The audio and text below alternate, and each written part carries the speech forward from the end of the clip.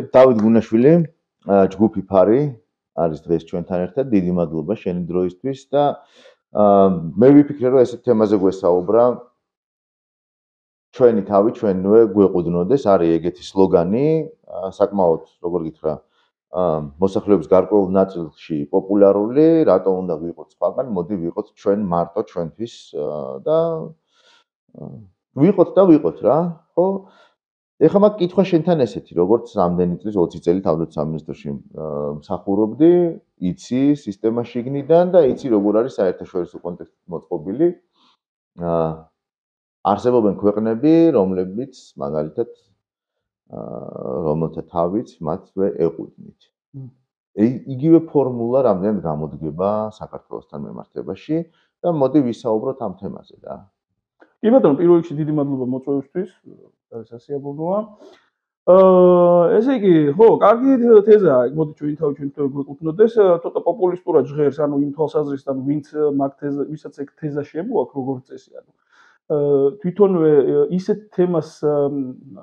თემით აპელირებენ ამ საკითხზე, რომ ანუ ფაქტობრივად წინააღმდეგობაში მოდიან რეალურად. რა, ანუ ჩვენ თუ ჩვენი თავი უნდა გვეკუთვნოდეს, მაშინ რა შუაში არის კერძოდ ნეიტრალიტეტის ამბავი, ხო? ანუ ეს ნეიტრალიტეტის ამბავი რო განვიხილოთ ახლა ჩვენ სხვადასხვა განზომილებებში, როგორიც არის მაგალითად სუვერენიტეტი და ტერიტორიული მთლიანობა, ასევე რო განვიხილოთ უსაფრთხოება და თავდაცვის შესაძლებლობები მაგალითად, ხო? ან დიპლომატია და ეკონომიკა. ანუ ეს ძირითადი ამბები, რაც სახელმწიფოს ქმნის, ანუ რაშიც უნდა იყოს ძალიან ძლიერი და ძალიან, ასე ვთქვათ, შენი შესაძლებლობები, შენი ბერკეტები და მექანიზმები და ინსტრუმენტები კარგად ორგანიზებული და მოწესრიგებული უნდა კონდეს, ხო? კარგად გეპყრას ეს ყველაფერი ხელში ამოთხივე განზომილებაში. ეს ნიშნავს, რომ შენი თავი შენ გეკუთვნის რაღაცნაირად, ხო?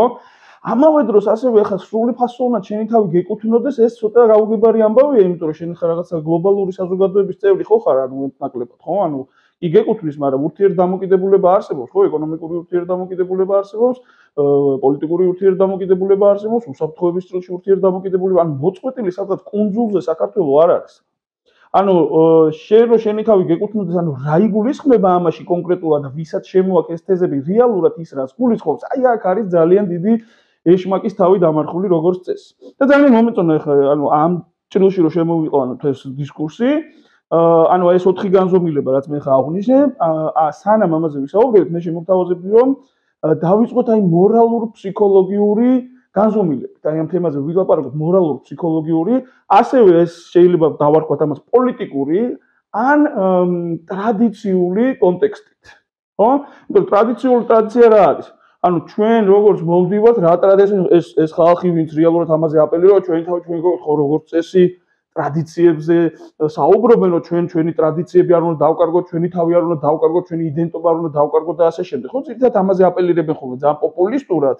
მაგრამ ამაზე აპელირებენ ხოლმე და ანუ ცდილობენ რაღაცა ფსიქოლოგიური გავლენა მოახდინონ, ანუ ჩვენს რაღაცა ქვეცნობიერზე, რომ აი ჩვენ ხა ქართველები ვართ რაღაცა გვამოძრა ისტორიულ მახსოვრობაზე. ხო, აი ხო, ისტორიულ მახსოვრობას და ინდივიდის დონეზე რომ ჩამოვიდეთ, ანუ რაღაცა ვარ, ჩვენ ვიცით რომ ვიღაცები ვართ, ანუ ქართველები ვართ და ქართველებს მარტო ეთნიკურ კონტექსტს არ გულისხმობს, ანუ საქართველოსთან ვის აიდენტიფიცირებს თავის თავს, ხო? შეიძლება ეთნიკურად იყოს სომეხი, აზერბაიჯანელი, ნებისმიერი სხვა ეთნოსი, ხო? საქართველოს მოქალაქე. აი საქართველოს მოქალაქე, ანუ ქართველი ჩემთვის არის ეს რაღაცა კოლექტიური ტიპი არის, რომელიც ანუ საქართველოს და საქართველოს ისტორიასთან, აი ამ იდენტობას, ამ კულტურასთან, იმ ტრადიციასთან აიდენტიფიცირებს თავს.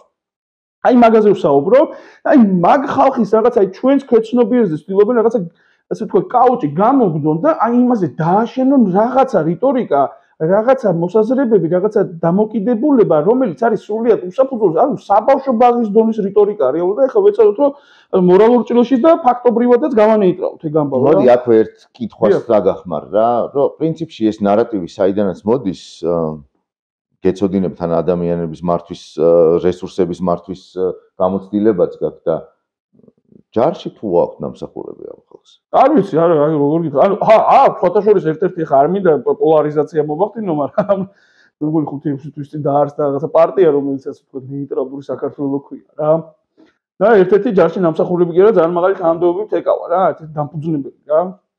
და ანუ სასაცილოა უბრალოდ ეხლა რაღაცა ის არ მინდა ზედმეტი ეპითეტებით გამოვიდე ეხლა აუდიტორიას მინდა პატივივცე, მაგრამ რეალურად რასაც ემსახურება ანუ ის ნარატივი, რომელსაც ეგენი ეხლა მე აღარ მინახია, მაგრამ ეგ და კიდე სხვა ჯგუფები ასე ვთქვათ. ყვებავენ, ხო?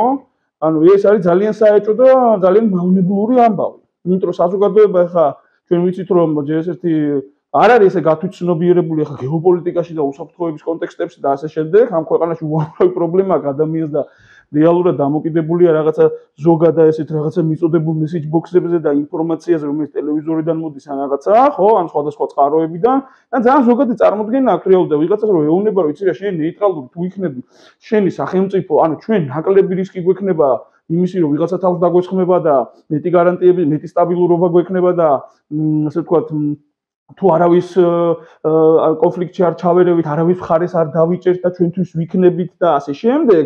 თითქოს ეს ყველაფერი არაჩვეულებრივად მოწესრიგდება და იქნება კარგად ყველა თავს გაგვანებებს და ჩვენ შევძლებთ რომ ანუ ჩვენთვის ვიფუსფუსოთ და ვიყავით რეალობა ნეიტრალიტეტი.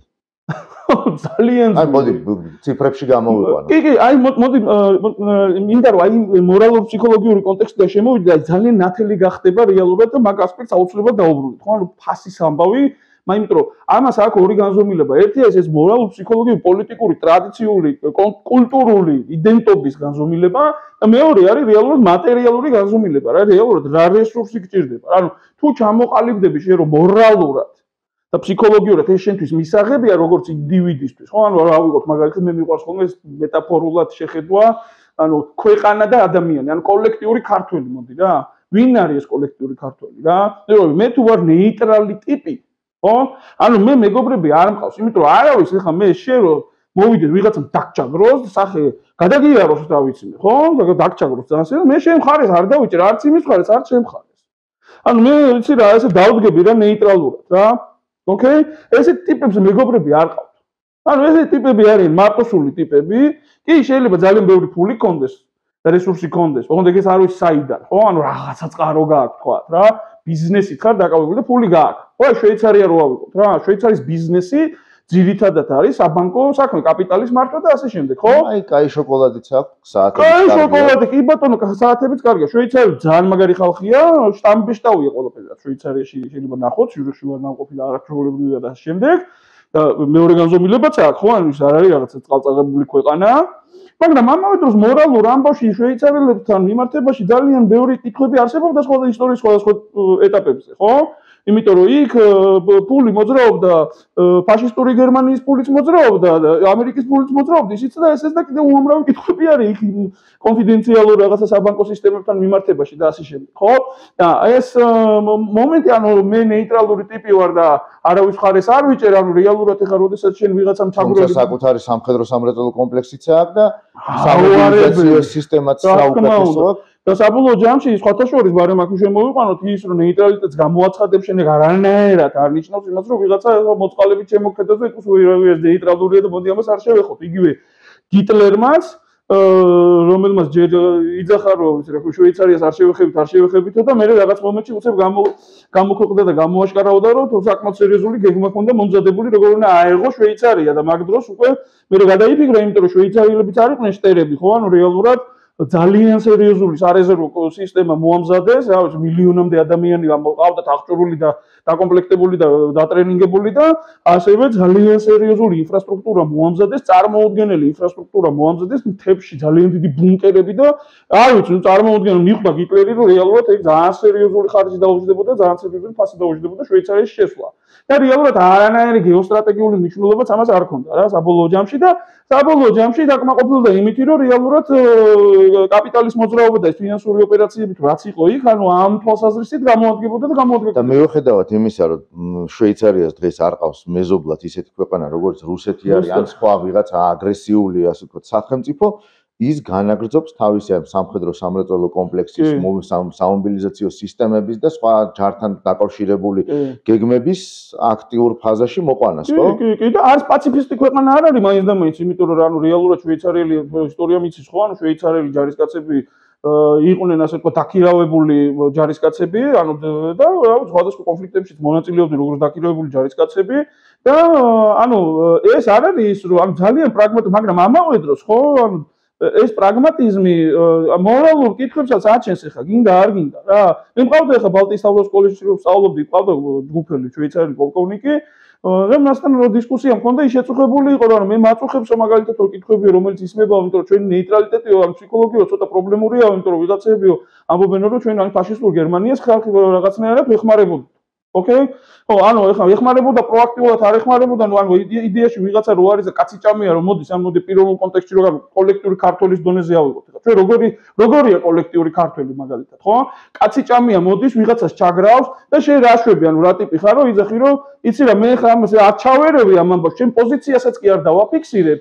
რა და ანუ ეს მე თუ არ შემჭამს ესა რა შეუჭამია ესა პრობლემა არ არის შეიძლება შენ ესე თქვა ბიძაშვილი შეჭამოს ხო ახლო ან მეგობარი შენი ძმაკაცი შეჭამოს რაღაცა დააზიანოს ძალიან სერიოზულად ოჯახი ამოუწყვიტოს რა ვიცი მე და შენ იმიტომ რომ ნეიტრალიტეტი გამოცხადებული ანუ ამას საერთოდ არ ერევი პოზიციასაც არ აფიქსირებ როგორი ხარ როგორი ტიპი ხარ ნახე რას ვიზახი როგორია ეს კოლექტიური ხარ რა ტიპია ეს და მით უმეტეს წარმოგიდგენე შენ თუ ძლიერი ტიპი ხარ მაგამდე მივალთ ძლიერი ტიპი თუ ხარ მაგარი ინფრასტრუქტურა გაქვს, შეიარაღება გაქვს, ყველაფერი ფული გაქვს, თელი ამბავი გაქვს.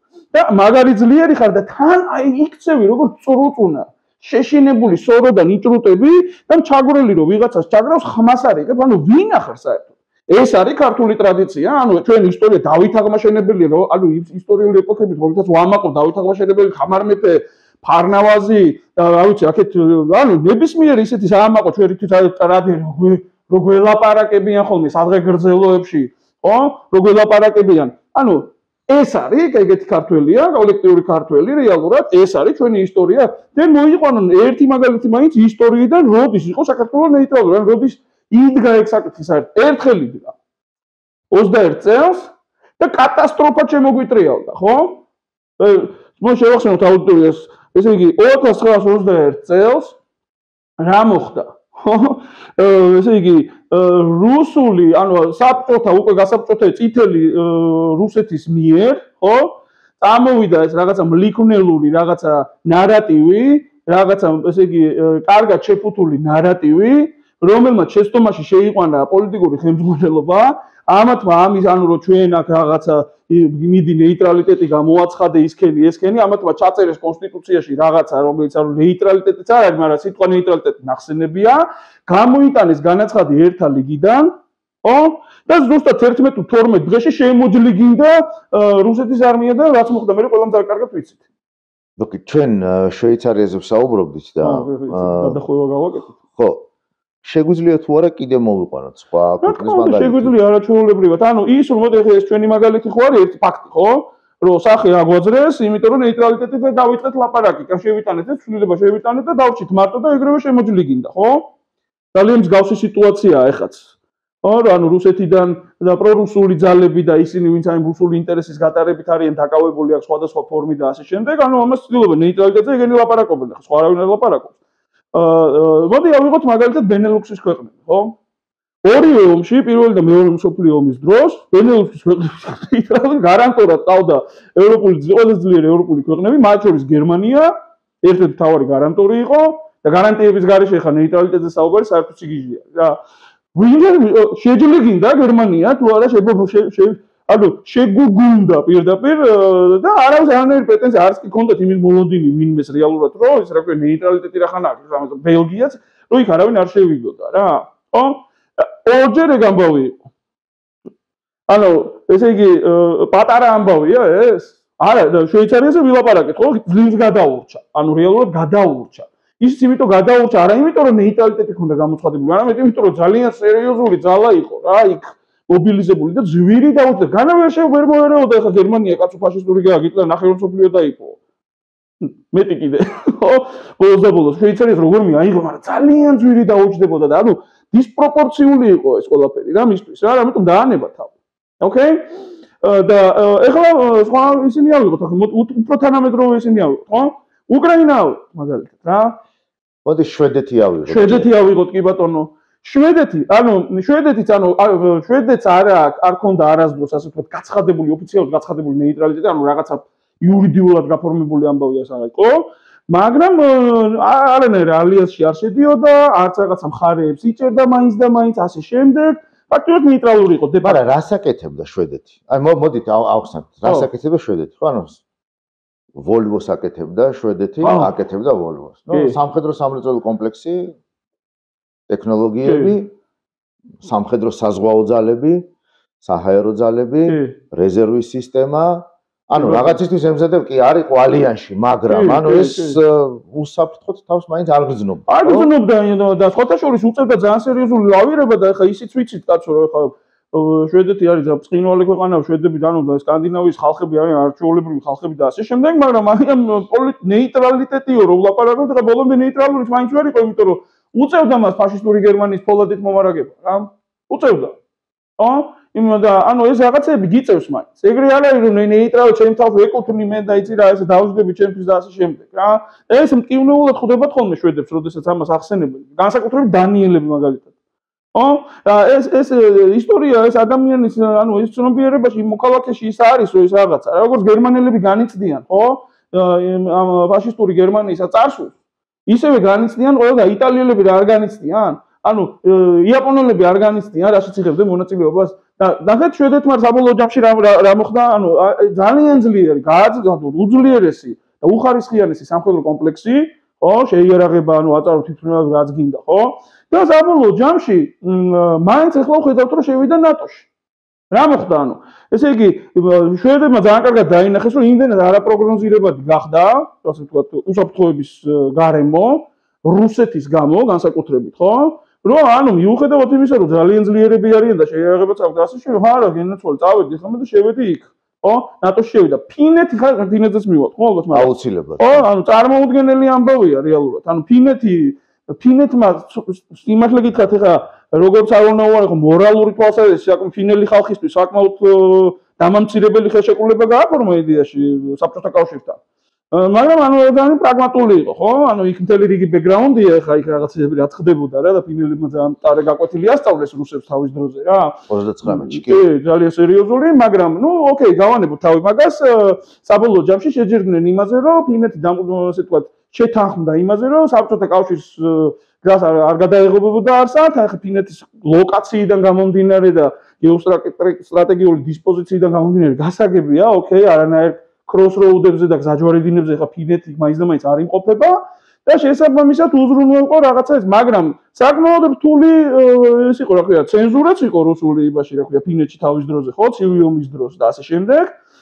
და არასასიამოვნო იყო ფინეთის ყოფა, მაგრამ ფსიქოლოგიურად, მორალური თვალსაზრისით აი ამ ხელშეკრულებაში ყოფნა, ხო? ანუ ეგ არის ერთადერთი მე მგონი ხელშეკრულება, სადაც ორმხრივი ნეიტრალიტეტი არის ორმხრივ ხელშეკრულებაზე დაფუძნებული რა. და შესაბამისად მაინც აი ეხლა საბოლოო ჯამში ფინეთმა ჯერ ესეთი ნახეთ როგორ არის ფინეთმა რომ გადაწყვიტა რომ ნატოში შესულიყო, ანუ აქ მორალურმა თემამ იმუშავა, მე ამიტომ ვაპელირებ ამაზე რომ ფინელმა ხალხმა ანუ როგორ ხა ეს კაცი წავიდა და ანუ ფაშისტური გერმანიასავით იქცევა ფაქტიურად და ანუ ჩვენ ხა ვინაიდან ნეიტრალურები ვართ, ჩუმად უნდა ვიყოთ და ანუ არაფერი არ უნდა თქვა და პოზიცია არ უნდა დავიჭიროთ. იქ წავიდა ეს თემა რა, იმიტომ რომ ეხა სხვა თაობა წამოვიდა რა გლობალურად. მე ვფიქრობ რომ მაგის გარდა კიდე იყო ერთი მნიშვნელოვანი საკითხი შვედეთშიც და ფინეთშიც, სადაც დისკუსია გაიხსნა იმ თემაზე, რომ დამოუკიდებლად წინ ვერ აღუდგებოდნენ ისეთ აგრესორს, როგორც რუსეთია. ხო, ეხლა მივდივართ აუცილებლად მივდივართ რესურსებამდე, ხო? ანუ ფინანსებამდე მივდივართ.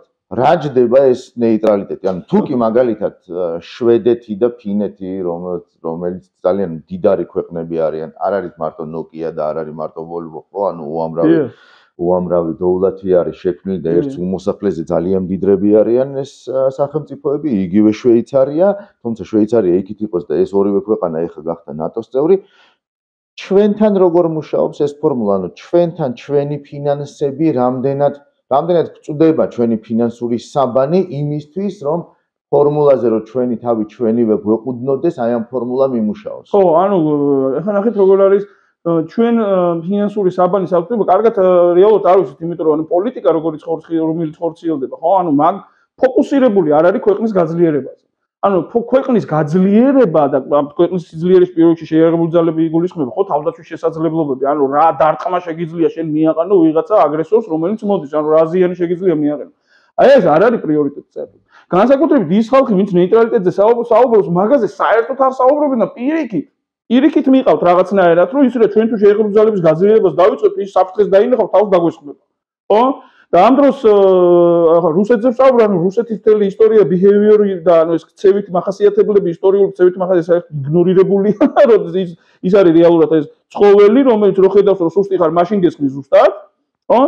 მაგრამ მაგას თავი გავანებოთ, ჩვენი ფინანსური, ასე ვთქვათ, ჩვენ თუ ჩვენი თავი ჩვენ უნდა გვეკუთვნოდეს, ესე იგი უნდა ვიყოთ სამხედრო თვალსაზრისით ძლიერი, ანუ რამდენადაც შეგვიძლია, იმდენად ძლიერი უნდა ვიყოთ, ხო? ჩვენი შესაძლებლობების მაქსიმუმ ძლიერი უნდა ვიყოთ. ნუ აი, რო წარმოვიდგინოთ როგორი არ ვიცი ჩვენ ანუ განვითარების ახლა ამ ეტაპზე და სადაც ვიმყოფებით, რომელიც რეალურად საკმაოდ სტაგნაციურია ახლა და აი ამ ბიუჯეტის ფონზე რაც გვაქვს და ანუ შეერებული ძალების ძალიან ბევრი რამე უნდა მომხდარიყო და არ მოხდა ამ ბოლო დეკადის განმავლობაში.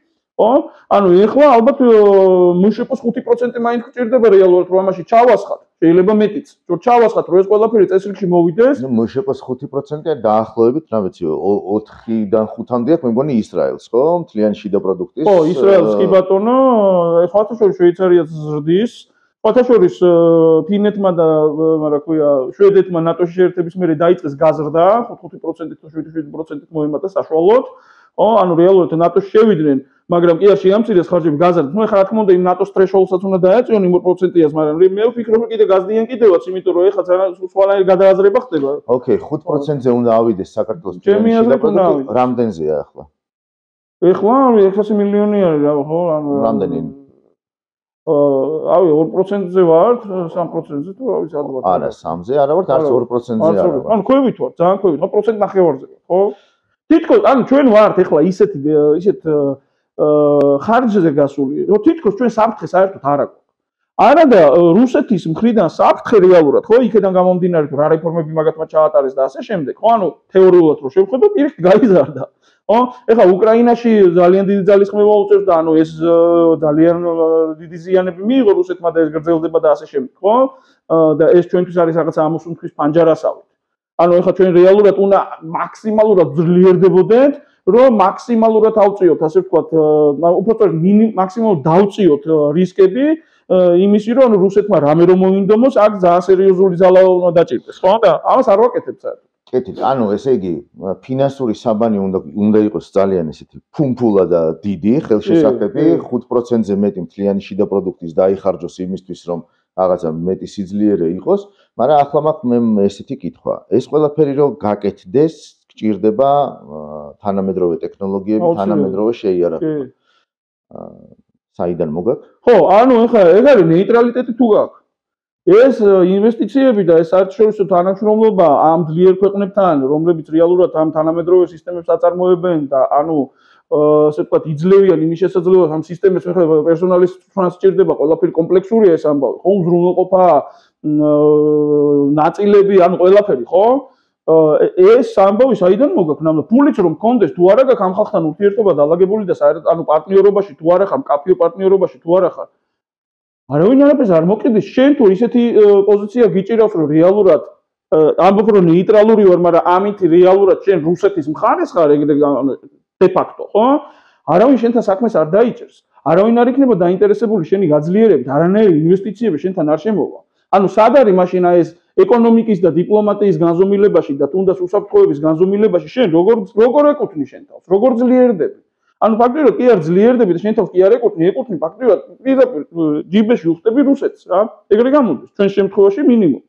ხო? და შესაბამისად, ანუ ჩვენ თუ უნდა გავძლიერდეთ, რეალურად უნდა ვიყოთ ჯერ ესეთი ეს საწყის ეტაპი გაძლიერება საჭიროებს ძალიან სერიოზულ აქსელერაციას, რომ რაღაცა დონეს მიაღწიო და მე ეს უკვე რუტინულად ყვებო, ხო? შეიძლება ეხა 5% გჭირდება რაღაც დონეზე, რომ განაახლებ ყველაფერს და ასე ვთქვათ, ჩამოყევს ინსტიტუციურად რომ განვითარდები, ასევე მაგას ძალიან სერიოზული დახმარება გჭირდება ჩვენ, რომ უკან წავიწიეთ.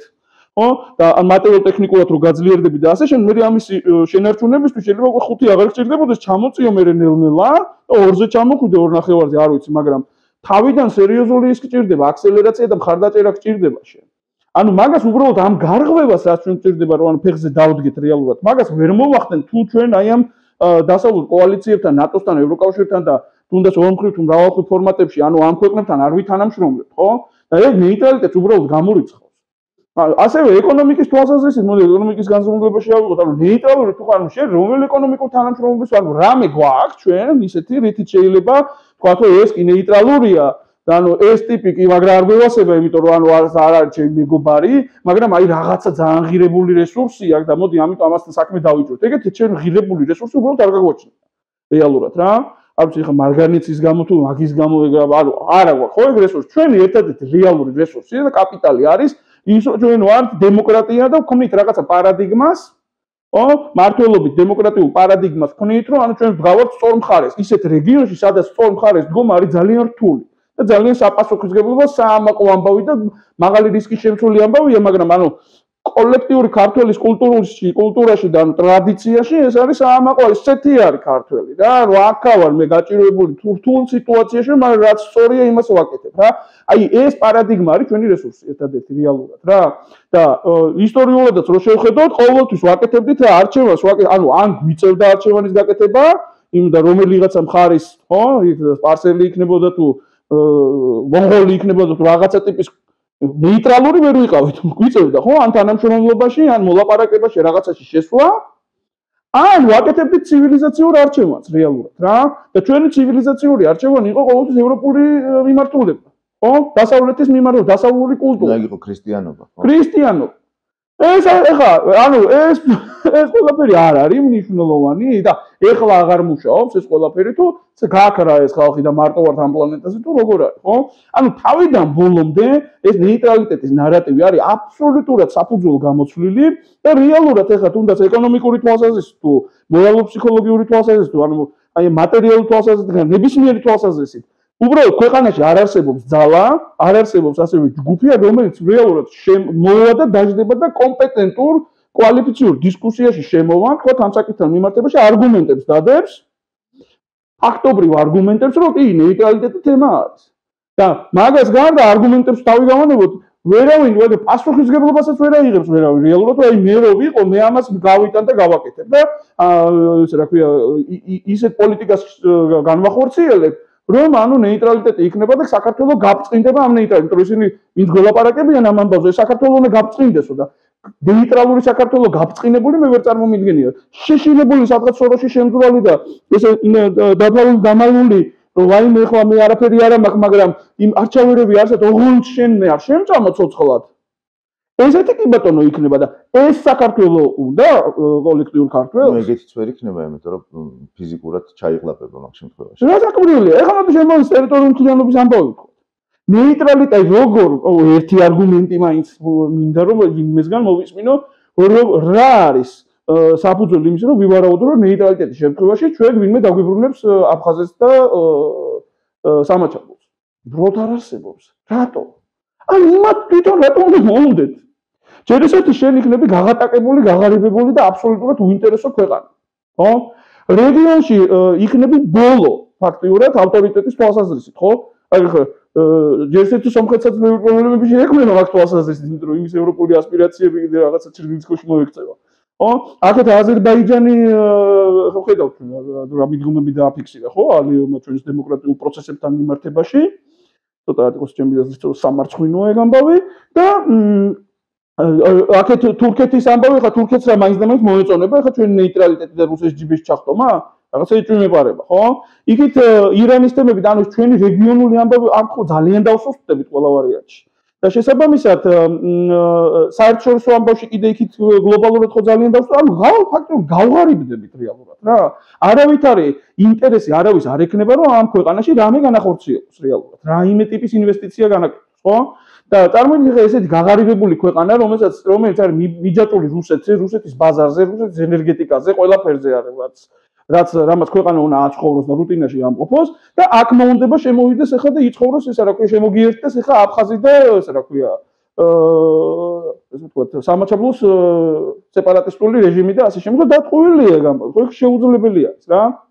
და რომელ სუვერენიტეტზე ვსაუბრობთ მაშინ თან? ანუ ტერიტორიული მთლიანობა არა, ფული არა, ფული თუ არა შეიარაღება არა და ძლიერი თავდაცვა არა, შესაბამისად დემოკრატია გვექნება, ანუ ეხლა ვინმე წარმოუდგენია რომ მაგალითად თავარია, ანუ დაუცველი მოქალაქე, ხო? დაუცველი რასაკვირველია, იმიტომ რომ ეხლა წარმოიდგინეთ ანუ მართლობით თვალსაზრისით შევხედოთ, ხო? რუსეთი როგორი ქვეყანა არის? რუსეთი არის ქვეყანა, სადაც არის რეჟიმი, მონარქიობელი რეჟიმი, ეს ეგრე იყო თავიდან ბოლომდე ყოველთვის. რუსეთის მთელი ისტორია არის, რომ მონარქიობელი რეჟიმი, ან მონარქიის რაღაცა ფსევდო დემოკრატიულ სუვერენული დემოკრატია რო იზღო, ფსევდო რაღაცა შეფუთული რეჟიმია, deep state-ური რეჟიმია, სხვათა შორის, ანუ სპეცსამსახურები მართავენ, ეს ვინც ერკვევა რუსეთის ამბავში ისის მაგრამ პრეზიდენტს და ყველაფერს უკან დგას სპეცსამსახურები და აი deep state-ი რო ლაპარაკობენ, აი რუსეთში მოიკითხონ ეს ხო? ეს მართავს ქვეყანას რეჟიმულია და დანარჩენი არის უკვე მონები. თავიდან ბოლომდე. ყველა ცოტა მდიდარი მონა, დაკლებად მდიდარი მონა რა, გააჩნია სად არის ამ ტიპაში და ვერტიკალში. ვისთან როგორ კავშირში არის, ხო? და ეს ქვეყანა დაუშვებს. ეხლა შენ ყველანაირი დაცვის გარეშე და ყველანაირი სამეგობროს და ურთიერთობების გარეშე და ასე შემდეგ შენ ესე იგი იყო დემოკრატია, აქ ყვაოდეს დემოკრატია და დემოკრატიის გამო კიდე ყვაოდეს შენი ეკონომიკა და იყო გაბრწყინებული და გალამაზებული და ამხელა კონტრასტს უქმნით და ხა იქ მონარქია მოსკოვის გარეთ რო გახდა და ტალახში ვარდები ეგრე მაგას ებრძვის ზუსტად. მაგას ებრძვის, ხო? მისთვის ეგ არის ყველაზე დიდი საფრთხე. წარმატებული დემოკრატიული პარადიგმის შექმნა მის სამეზობლოში, რომელიც კონტრასტს შეუქმნის იმ რეჟიმს და იქ მერე ხალხმა თქვა, რომ უიმე ნახე ესენი აკარგად ცხოვრობენ ჩვენც მინდა ესე. ეს იყო მთავარი ამბავი, ფსიქოლოგიური ამბავი უკრაინასთან მიმართებაში რა. იმიტომ უკრაინელი ხალხი ძალიან პროგრესული ხალხი. ძალიან. ხო? იგივე ის რუსი ეთნოსი, რომელიც იქ ცხოვრობდა, ანუ ისინი რატო შეეშალა პუტინს და რატო არ დახვდნენ ტაშის დაკვეთ, რომ შევიდნენ ესენი. იმიტომ რომ ხალხმა იცის რომ პროგრესი მიდის იქ. იქ ძალიან დიდი პერსპექტივები იყო, ევროპული პერსპექტივა რომ შემოვიდა უკრაინის რესურსიდან გამომდინარე, გაქანებიდან გამომდინარე, ინტელექტუალური პოტენციალიდან გამომდინარე, არაჩვეულებრივი შესაძლებლობები, ერთ-ერთი უძლიერესი ქვეყანა უნდა გამხდარიყო უკრაინა. ეს დაინახა. ეს დამანგრეველი იქნებოდა ეს პარადიგმა რუსეთისთვის, ანუ რუსული რეჟიმისთვის, თორე რუსეთისთვის არა. რუსეთმა რო ეგზა აიაროს არაჩვეულებრივი ქვეყანა შეიძლება ჩამა, მაგრამ მონების ქვეყანა ვერ გახდება. ეს უნდა გამოთავისუფლდნენ მენტალურად. მაგრამ ამის შესაძლებლობას რეჟიმი არ იძლევა. ანუ მაგიტომაც არის ჩვენი ინტერესი აქ რეალურად, ანუ მაგ ჭრილში რო შევხედოთ, ხო? აი ეს იმპერიალისტური ამბავი რეალურად რუსული ეთნოსის რაღაცას იდეადაზე კი არ არის აშენებული. ის რეჟიმის თვითყოფადი რეჟიმი ცდილობს მუდმივად თავის განახლებას თაობათა შორის გადასვლას. ალბათ მაგიტომაც არის რომ უკრაინის მიმართაც და საქართველოს მიმართაც მუდმივად ისმის დღის წესრიგში ეს ვადაღებული ნეიტრალიტეტის თემა. დიახ, რასაკვირველია. ნახეთ ახლა კიდე ბოლოს აი შემოვი კონფედერაციაო, რა შემოაპარეს, ხო? რა კონფედერაცია? ანუ უნდა ვაღიაროთ ახლა ბოდიში მოუხადე. ხალხი ვის ნეიტრალიტეტზე გველაპარაკება, თან გველაპარაკება ღირსებით ევროპაშიო, ევროპისკენო. და რომელი ღირსება არის ახლა ბოდიშის მოხდა ადამიანებზე, რომლებსაც ეთნიკური წმენდები მოგიწყვეს. ჩვენ კონფლიქტებზე აუცილებლად ვისაუბრებთ, მაგრამ აი ნეიტრალიტეტთან დაკავშირებით რომ დღევანდელი ჩვენი საუბარი შევაჯამოთ. მოდი ესეთი კითხვა დავსვათ რა. ანუ ესე იგი, რაზე არის დამოკიდებული ნეიტრალიტეტი?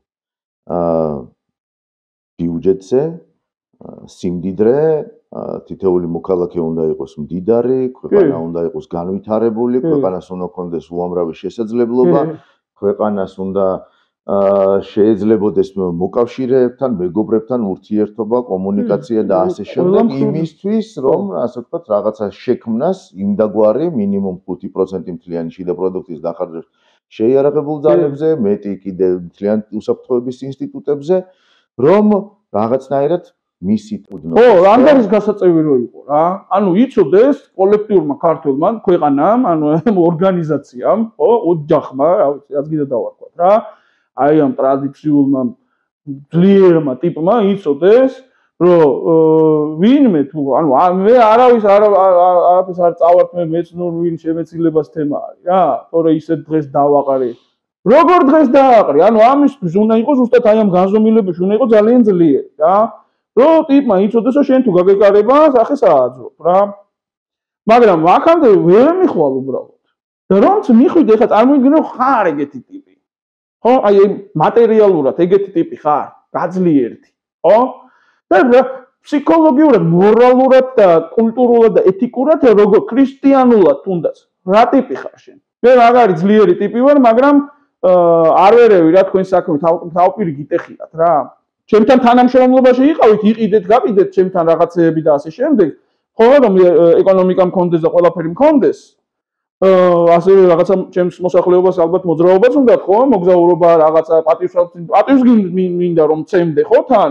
და თან კიდე შენ რო რაღაცა გემართება, იცი რა მე პრაგმატულად შეიძლება შენს მცაგურებთან საქმე დავიჭირო, იმიტომ რომ ნეიტრალური ვარ, იმიტომ რომ ის ნეიტრალური ისინი მაქვს პლასტარმები მაქვს შექმნილი რა. ხო? ანუ როგორ უნდა დაიმსახურო ეს პატივისცემა საბოლოო ჯამში? ხო, ვინ ახარ საერთოდ? რა ტიპი ხარ? ანუ ეს ქართველის ხასიათი არ ზის. ეს არ არის კოლექტიური ქართველი. ეს უმორალო, უპრინციპო, უპოზიციო ტიპი, რომელსაც შეიძლება ფული აქვს, მაგრამ ანუ რა, ფული აქვს, ეხლა ადვილი სათქმელია, ხო? მაგამდე როგორ მივდივართ? მაგაზეც არავის არ აქვს პასუხი, სულ რო გავანებოთ ამ მორალურ განზომილებას. როგორ უნდა მიხვიდე მაგამდე? რა გაგაჩნია? რამე გაქვს, ნავთობი გაქვს, რამე გაქვს? როგორ უნდა მოიპოვო? ხო, ანუ თუნდაც ხო, შენი სიდა კორუფციული სისტემა რო ყვებო, ასე ვთქვათ, რომ ისე არ იყოს, რომ ანუ რა ქვია, როგორც რუსეთშია რა, ანუ ძალით კი არ გეჭიროს, არამედ აი ხა, რა ვიცი, ფულის თემა იყოს, გაშვებული კონდეს ეს არხები და ვიღაცები იკვებებოდნენ რა. და პარაზიტული რაღაცა ანკლავზე კონდეს აგებული მართლობა და კლანური მართლობა კონდეს და ასე შემდეგ და ოკეი, ჭამდეს ეს ხალხი და უმორალოდ ესე ჭამდეს და აყოფილდებოდეს. მაგას ვერ იზავ, ხო? არა გაქვს მაგის, არა გაგაჩნია. ხო? ანუ საერთოდ ანუ რა თემიდანაც, რა კუთხიდანაც არ უნდა ჩახვიდე ამ ნეიტრალიტეტს, ეგრევე იმსხრევა, ეგრევე მომენტალურად რა. სიღრმე არ გააჩნია ამ საკითხს საერთოდ. და თან გვაქვს აი ეს მწარე ისტორიული გამოცდილება აგერა. კეთილი. ძალიან დიდი მადლობა.